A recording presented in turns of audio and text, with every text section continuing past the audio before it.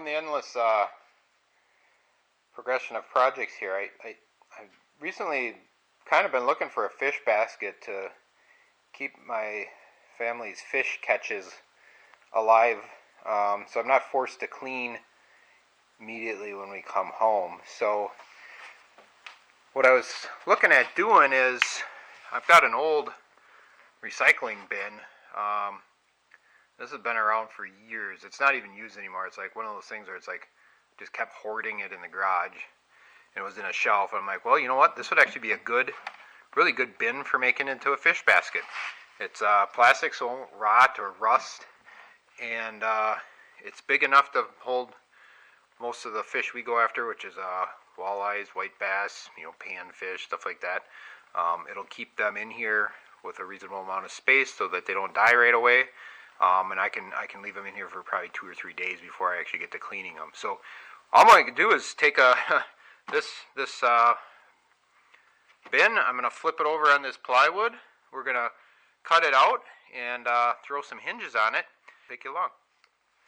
So right now I'm just going to flip this thing over. I think what I want to do is have the grain of this plywood the way it is right here with the long way. I'm just going to trace out the top of this thing.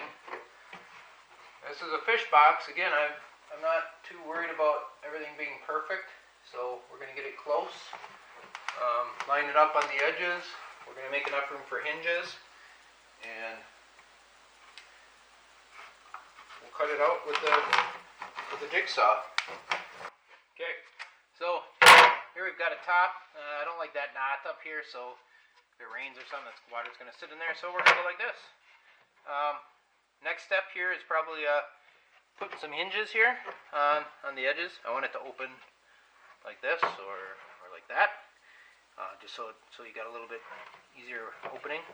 And once we got that done, all worked up, then I'll probably put a good oil-based stain on here. And actually what I mean by oil-based stain is I mean used motor oil. Works really good for staining things that are going to be outside and you want to be water resistant. It sounds like it's crazy, but it works really well. It doesn't like leave oil all over everything. It soaks right into the wood and water beads right off of it. Lasts a long time.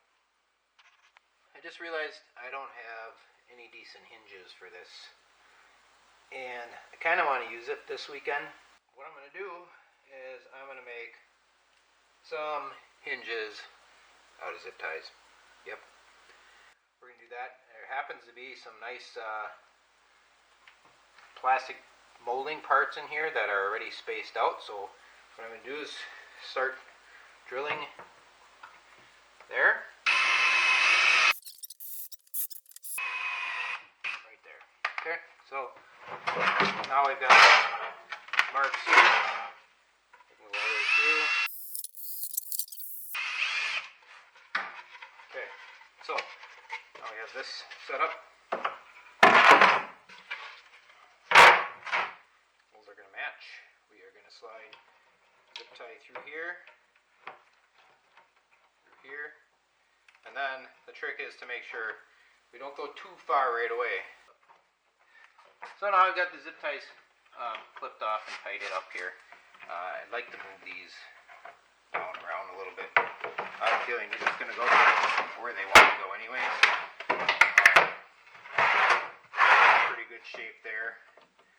And worst case scenario is one of these pop off and we have to do another version later on. It actually seems pretty convenient now. The next thing here is to figure out some kind of a latch.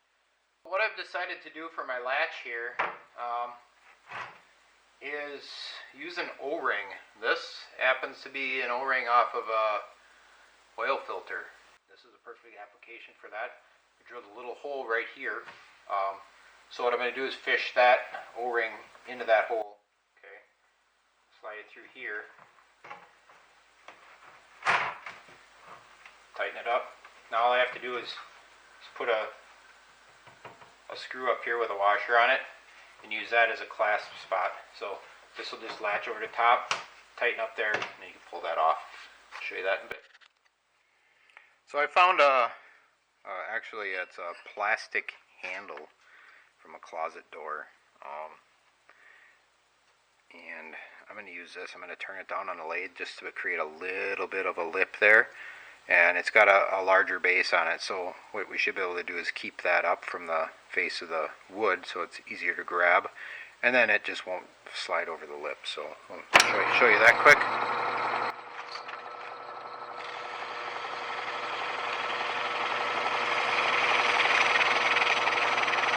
Okay. So there, now it's got a nice smooth edge, and we have what'll grab that rubber O-ring and keep our top on. We'll just come through the bottom with a screw here, and it'll thread in. So now, what I'm going to do here is situate this where I want it. So it's got some tension on it.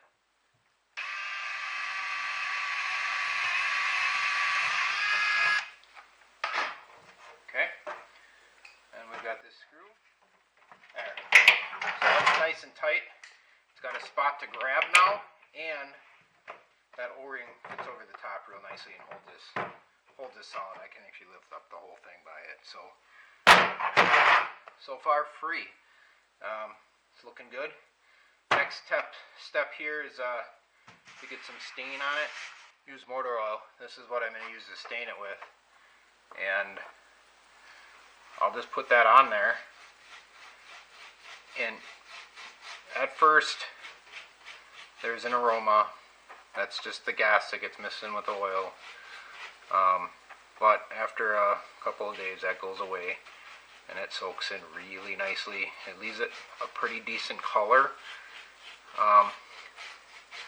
It's essentially an oil stain, right? It's got some gasoline, which it thins it.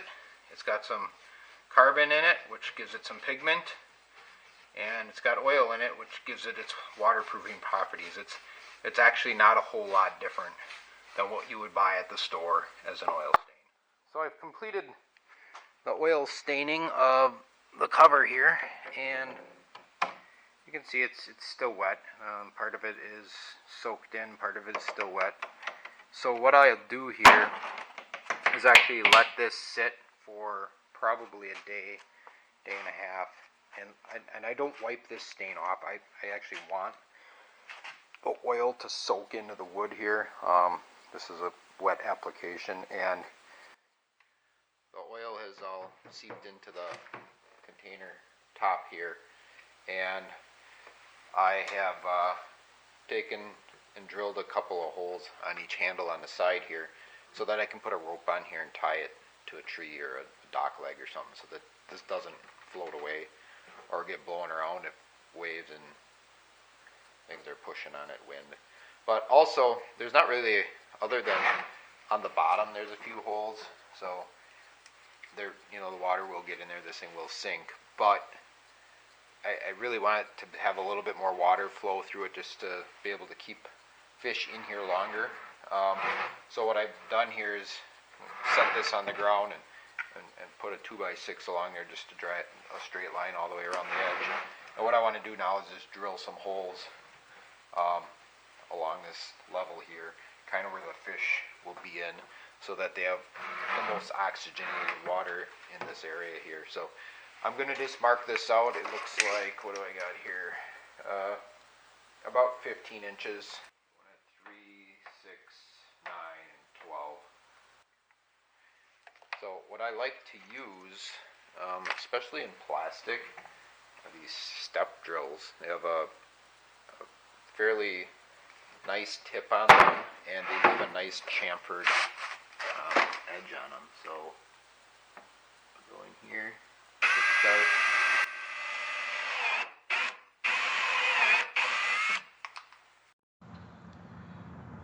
So here's the fish box in the wild, and as you can see, it's here in a shallow area. It sits on the bottom, and we can open it, and there's even a few in there. A couple walleyes, a couple white bass, just chilling out, real calm. Plenty of water for them. Close it up, and easily put this back on. And there we go. So hopefully you guys can get some ideas from this. And good luck. If you're enjoying this content, please like and subscribe. I'd appreciate it. Thank you.